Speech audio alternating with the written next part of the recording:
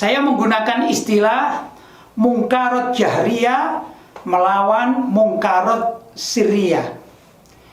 Apa itu mungkarot jahriyah? Yaitu sebuah kemungkaran yang dilakukan di depan publik.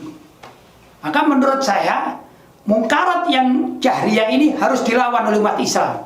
Kalau kita di Indonesia, maka kita harus bicara rame-rame ya.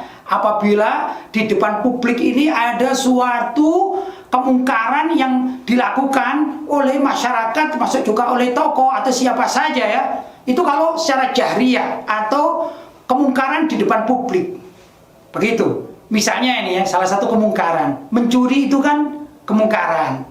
Tapi kalau mencuri di depan publik maksudnya adalah korupsi, maka umat Islam harus semuanya berbicara tentang haramnya korupsi, dan semua umat Islam yang ada di Indonesia ini harus menentang perilaku atau praktek korupsi tersebut. Karena itu termasuk kemungkaran secara zahir nyata, yang saya katakan kemungkaran jahriyah. Sedangkan kemungkaran sirriyah adalah dosa orang per orang kepada Allah Subhanahu wa taala. Kalau kita mendengarkan fulan bin fulan melakukan amalan yang tidak baik, kalau kita tahu maka harus diminta tobatnya. Kenapa? Dia melakukannya secara sirri, secara sembunyi-sembunyi, tidak ada orang tahu.